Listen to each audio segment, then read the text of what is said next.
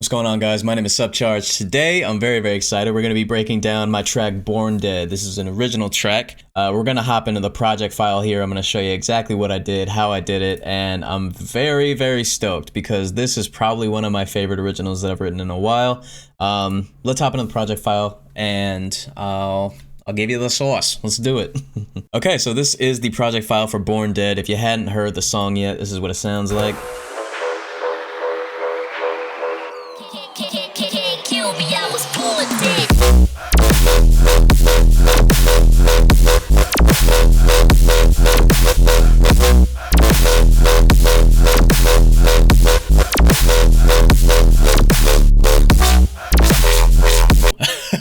So let's start from the beginning, shall we? Initially, we have some effects right here. And this is a combination of the intro stem from my song Triggers. It's kind of a cool little psytrancey synth bass that's been washed out a whole bunch. And then we also have some regular old delayed chimes. And then over here in the basis section, we have the original drop idea that has been frozen and flattened for CPU/ease of life sake. And we have quite a few things happening, but all very subtly. We have some auto chopper, Ahi's auto chopper, which is basically just acting as a rhythmic element, kind of just creating a very consistent volume automation type of effect. We have some washout from Jekyll and Hyde. We have some overdrive as well. And then we have a whole bunch of it being filtered out. So without that, you have a whole bunch of like really just unappealing distortion, and then filtering all that distortion out. And then also, without the EQ right here, basically just tames the low end and makes it actually applicable as opposed to just a low end mess. And some G clip at the end here. And that's basically just this first section of the drop right here. Freezed, flattened it, and then applied all these effects to make it an intro. And moving on, we have some different things happening at bar 9. This is one of my claps right here from a drum loop. It's being super washed out. And then again, more EQ being cut out of the low end here. So without this, I mean, it's a real heavy dubstep snare. So yeah, with all that, kind of sounds more like a clap. Pretty cool. And then we can hop into bar 13 here, which is where we start to get a few more of the risers for the drop at bar 17.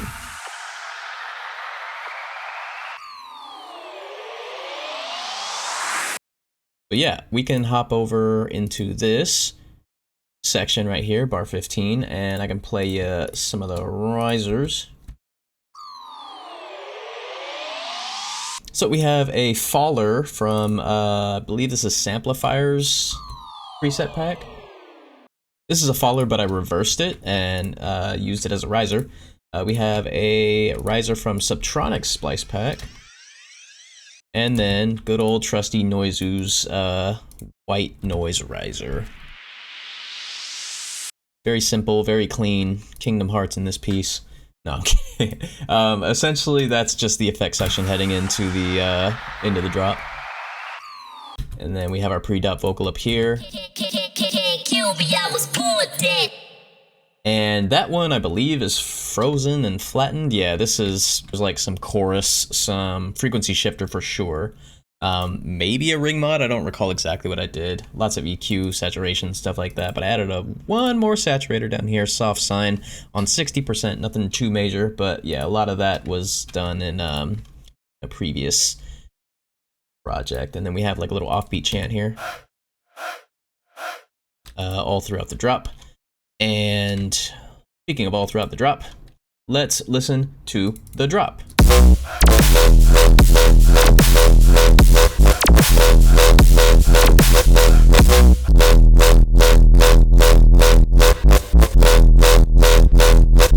So actually, I can show you the patch as it is. We have a flanger spec time wavetable from Glork Glunk being slapped on a Serum 2 mutated D&B preset. And yeah, this is without the effects. We turn the effects off. This is what it sounds like.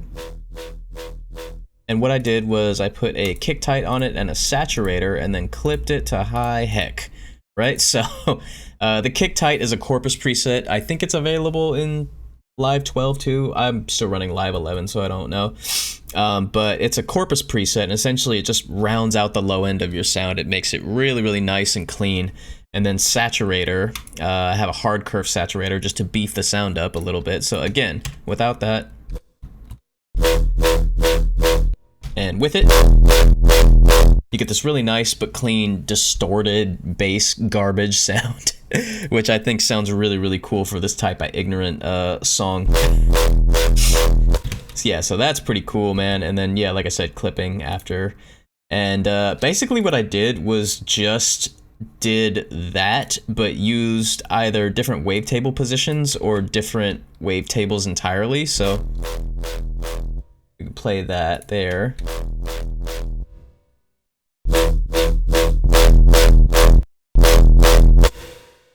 So yeah, we could play that there. Move the wavetable position around a little bit. Move some of these macros.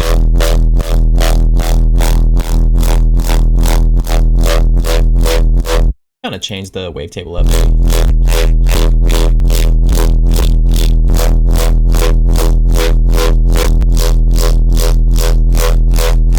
Change the sync up.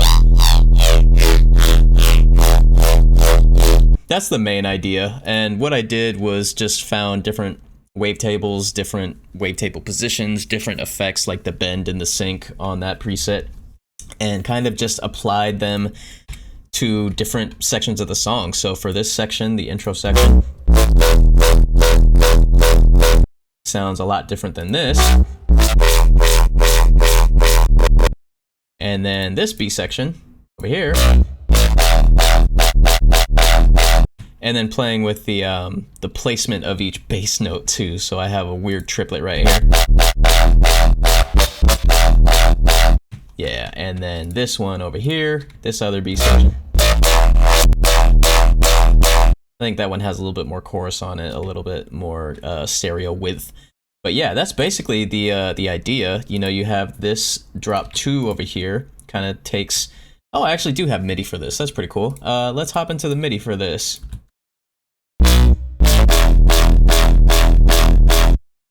So we have basically the same patch, same macros, but completely different sine waves. This is from a Teddy Killer's wavetable over here, and then I am using another sine wave up here, but it's got some decent sync on it, and then bend minus, and it's being pumped up 2 octaves.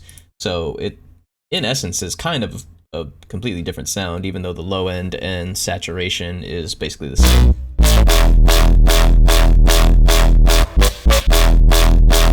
Yeah, and then, you know, you go through and do that again, change stuff up. Still basic shapes, but you have a completely different glork glunk wavetable over here. Got one down here for, and another one right here. That one's got some really crispy, weird high end on it. Okay, so yeah, we have a sync being pushed up all the way on this analog table right.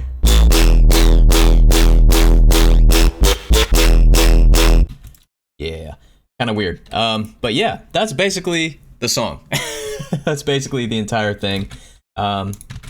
Just finding different wavetables and implementing them in different ways, you know, with either different wavetable positions, different effects like bend and sync and asim and, you know, mirror and flip and all these weird, you know, Serum 2 presets, or rather, you know, different distortions, different warp modes. Yeah. Just get creative with it, have fun, make presets your own. There's nothing wrong with using presets as long as you make them your own. Don't use them straight out the box, you know what I mean?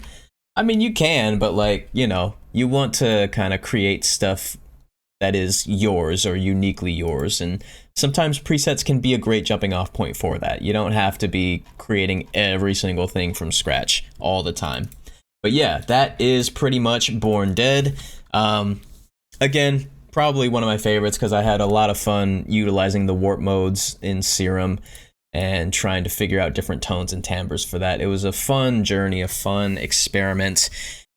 And speaking of journeys, if you'd like to follow me on my journey, I don't know, I tried to loop it around, I don't know if that worked.